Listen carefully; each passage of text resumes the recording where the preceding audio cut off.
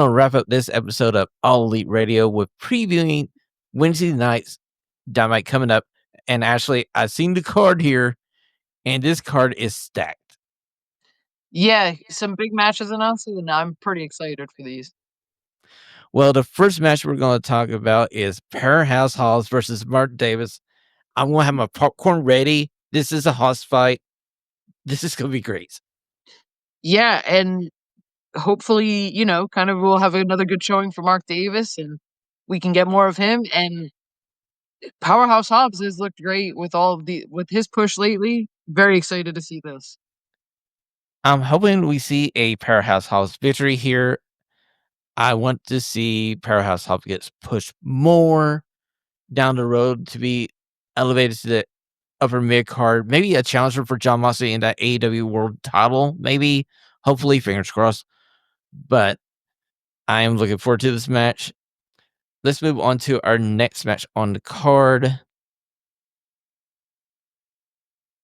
and it's the tag team match. It's Thunder Rosa and Toni Storm teaming together against Penelope Ford and Megan Bang.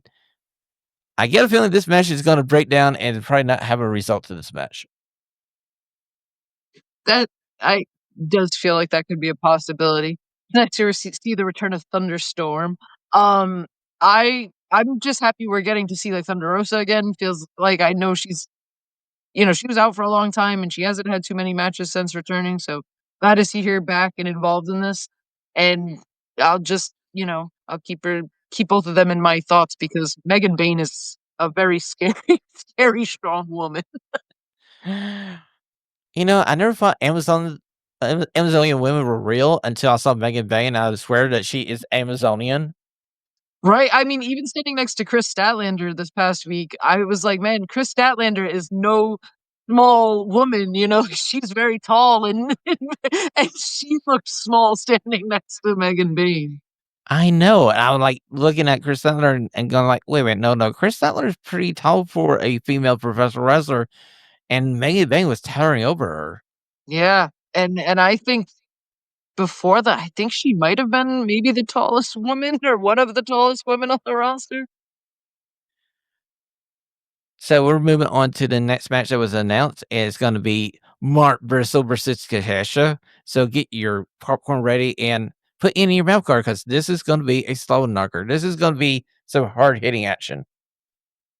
Yeah, I think maybe it's a catch to win here, but this should be a very interesting match. Mark Briscoe has always got an interesting style, so it'll be interesting to see him go against Takeshita's like hard hitting style.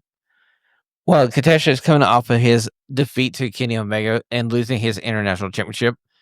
I feel like Mark Briscoe's at a point in his career where I don't think losses hurt as much as it would do somebody else because I feel like the fans will always support Mark Briscoe. So I feel like this is a match where you give Takeshita a good opponent, and if you decide to give Takeshita the win here, even if it was clean, you don't do any damage to Mark Briscoe. You can bring Mark Briscoe out on Collision, and the fans will still be supporting Mark Briscoe. Yeah, no, it's nice to see AEW put these matches together that are, they're two names that they have, kind of heated up right now or who are in the middle of things right now. So it's, it feels like it should be a big deal, whoever wins or loses this match. And like you said, like Mark Briscoe, while I think he'll be on the losing end of this match, I don't think we'll lose anything and he'll continue on with, anything he's got going on and the fans will always support him. So And our next match we're going to talk about is Brody King versus Kyle freaking Fletcher. They're just making sure this is going to be the best episode of Dynamite possible. possible match of the night right here. I I can't wait for. This is probably the match. I mean, Mark Briscoe and Takeshita looks awfully exciting, but the way Brody King has showed out and this run Kyle Fletcher has been on, I am excited to see Brody King put himself on that level. I so badly want to see Brody King defeat Kyle Fletcher here because I'm a Brody King fan, and I wanted to see him get some victories here. But I got a feeling that he's here for the shine of Kyle Fletcher, the proto star, and I got a feeling that King will take the pin here. I'm hoping they do some outside interference or something to lessen the effect on Brody King. Some outside interference or something because man, I don't wanna see Brody King take another loss, but this is exactly what I'm talking about, like, I don't wanna see Brody King take a loss, but Kyle Fletcher's just coming off that huge loss against Will Ospreay too, so I mean, come on, TK. Surprise everybody. Give it to Brody King. We need a Brody King single well, I don't wanna say singles run, but, like, we need something if especially if Buddy Murphy is going to be out for a bit. Very true, because up to the point that Buddy Murphy was not gonna miss some time, I'm thinking, "Oh, let's get them with the Hurt Syndicate," because dude, those matches would freaking rock. Yeah, and I'll still be waiting for them when Buddy does get back. So the last match we're gonna talk about on this show is Kenny Omega versus Blake Christian, This and should be a good one. Blake Christian's been showing out on Ring of Honor over the past few months. Um, I I know they probably won't kind of go over the correlation there, but he's looked very good and had multiple high profile matches in Ring of Honor lately, and I think Kenny Omega is going to kind of put him on the map this week. I kinda feel that this is why this match is happening. I feel like Omega wants to do a good favor and put a good showing for Blake Christian because lot of Twitter was against this match. They had a like Blake who, and I feel like after this Wednesday, they're gonna basically say, "This is Blake Christian. You were wrong for saying Blake who." Yeah, no, and truthfully, people who haven't seen him will kind of have to eat it when they see him because he is when you see his character, he is unfortunately very good. I gotta say, come Thursday morning, there's gonna be a lot of humble pie being served.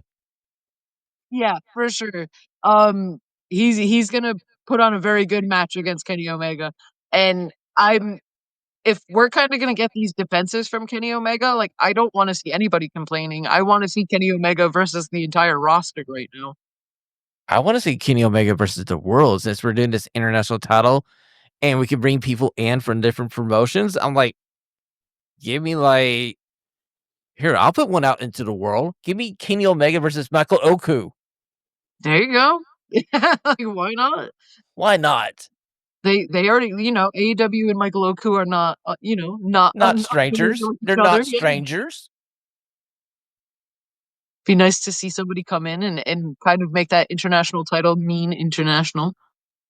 Very true. And will you not be excited for a Kenny Omega versus a Michael Oku match?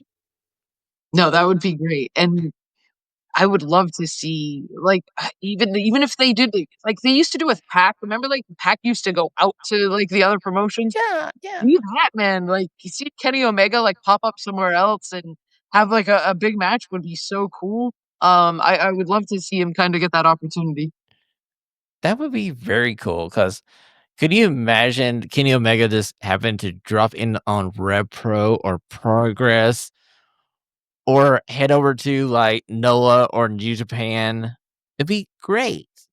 Yeah, yeah, oh my god, I feel like there's a lot of possibilities, and I feel like Kenny Omega might hang on to this title for a bit. I feel like AEW sees, like, some potential things to do with him as that champion.